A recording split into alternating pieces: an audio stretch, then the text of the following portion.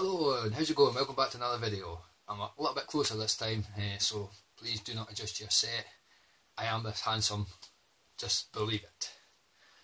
Thought I'd do something a little bit different this time, just to give everyone a bit of a break from my excessive shmup obsession.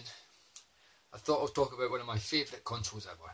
A console I think is starting to get a wee bit of a surge back into sort of everyone's collections, and that is the original Xbox.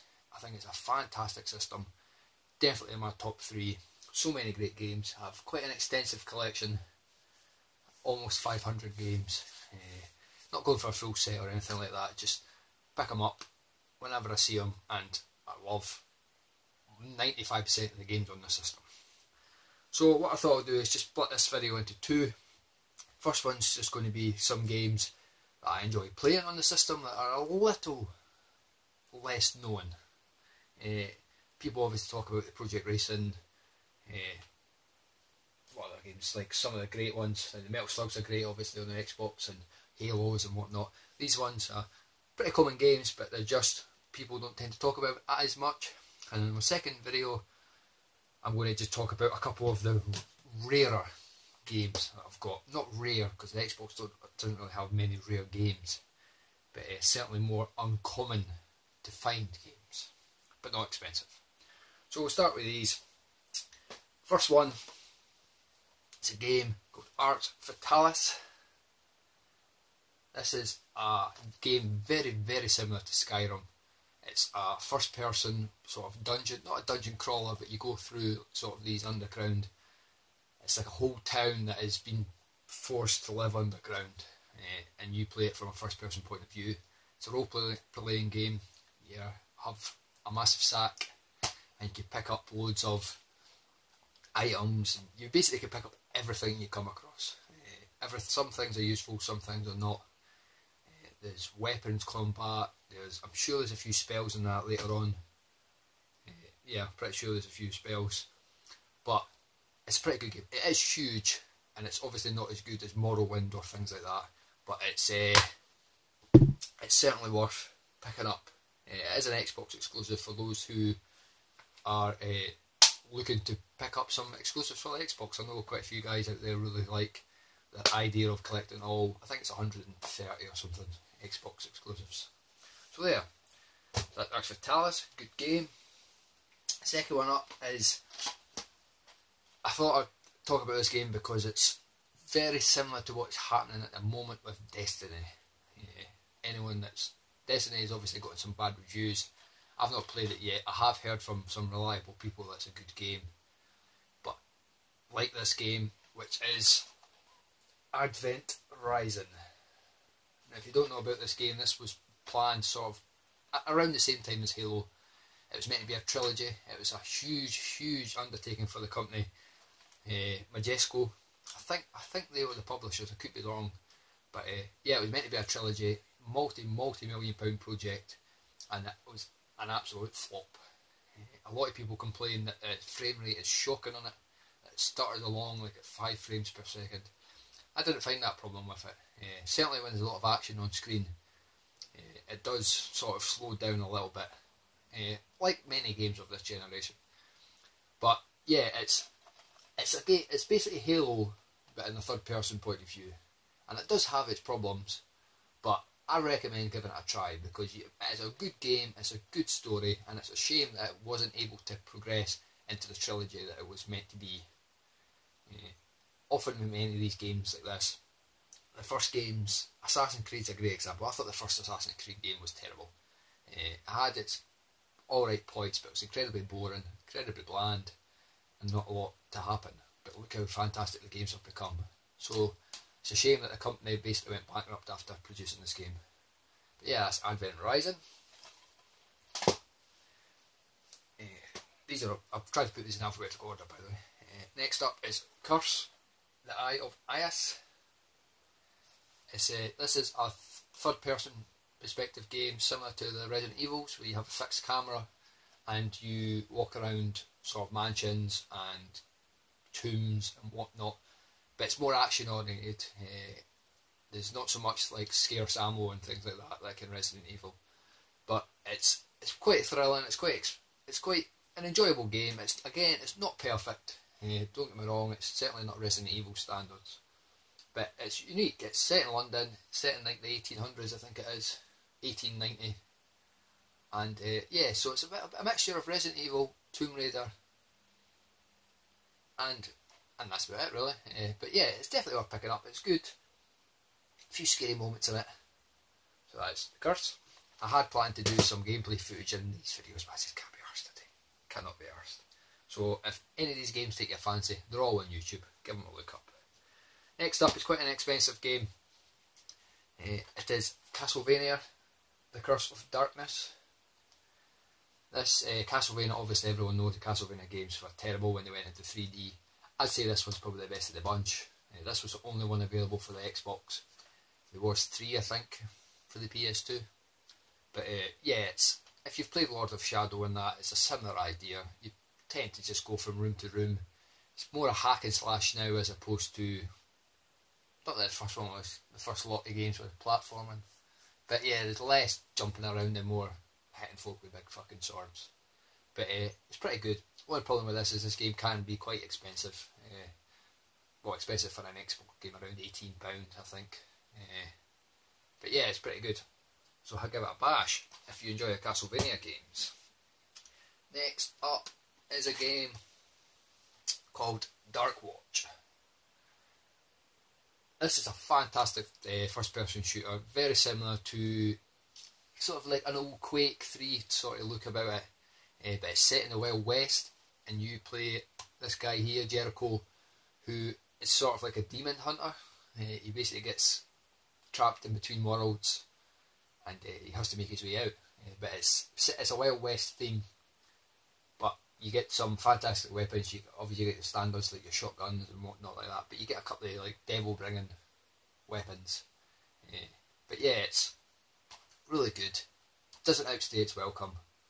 I'm sure this was on the PlayStation 2 as well. The Xbox version, it looks really good. It's a fantastic looking game.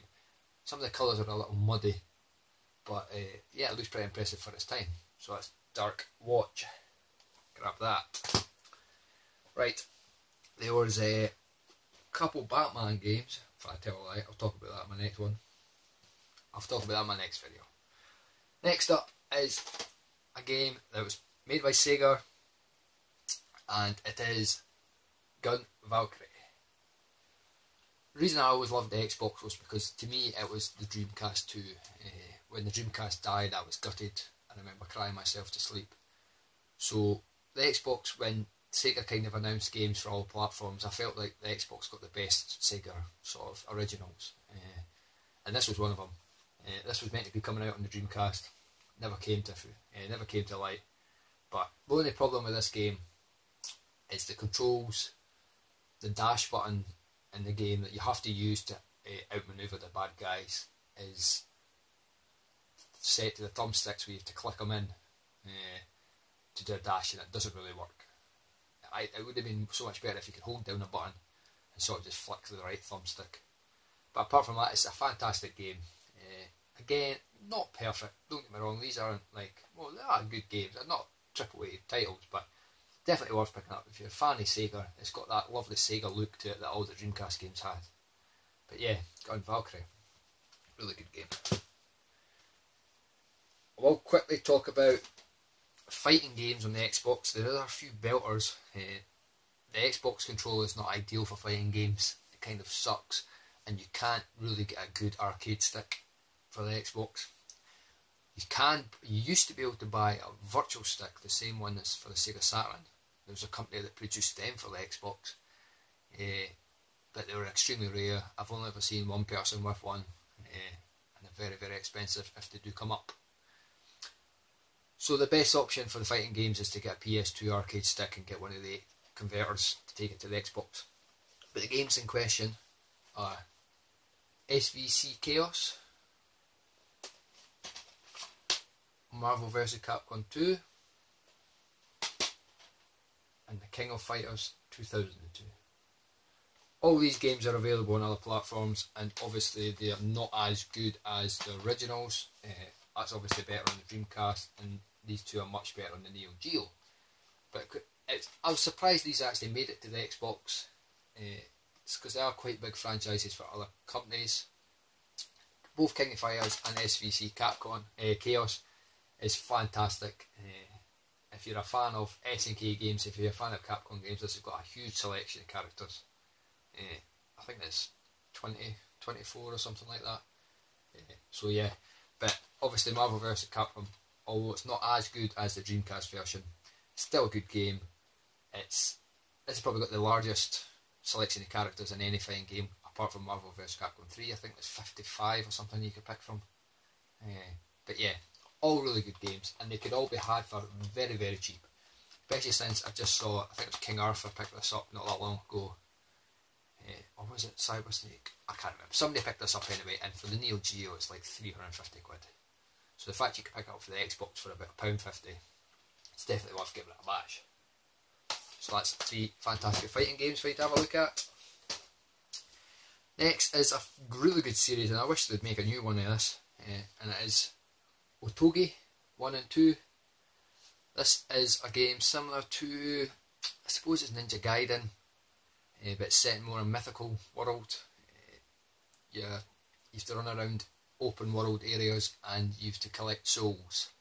But it's very much a hack and slash. Not a hack and slash in the Dynasty Warriors sort of vein. It's more a cross between God of War type, a bit less platformy. But it's really, really good. Both games are great. I think the second one is better than the first one. But again, these are games brought to you by Sega, and I wish they'd make a new one of these. These are 2 of the games that should have came out in the Dreamcast, but unfortunately never. But yeah, great games to pick up. Again, they're relatively cheap. I think this one was maybe about £10 mark. But yeah, really, really worth picking up. Ortoge! The final game I'd just like to say is an import game, and it says on the front of the box, unlike anything else on Xbox. I'd probably agree with that, and it is Phantom Dust. This came out in America and Japan, but unfortunately not in Britain. It's a really unique game in that it plays like an open world, sort of arena based game. Again, similar like Unreal, Quake and whatnot.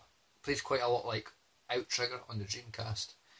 But instead of just doing banging fists into folks' face and that, you basically have to collect these orbs, and that gives you abilities, almost like a turn-based strategy type game, similar to like the Magic the Gathering type games and things like that. But it's all done in real time, and you can do melee attacks, spells, and it's quite chaotic. It really is. It's quite hard to get to grips with. There's a lot to take in, and in between, in the story mode, there's sort of like mini RPG elements where you hear a bit of a story and things like that. But yeah, it's really good. It's worth hunting down if you have the ability to play import games on your Xbox. And again, it's not going to break the bank. I think it's about £10-15 game at most. So there you go, guys. That's my first video. Just some of the games that I really enjoy playing on the Xbox. Obviously, I enjoy playing all the games on my Xbox, but they're just some of the slightly less uncommon ones. Sorry there's no gameplay footage in this, but what are you going to do? What do you want for nothing? So, next video I'll put up right after this one, is some of the more uncommon games. So, take it easy, guys. I'll see you very, very soon.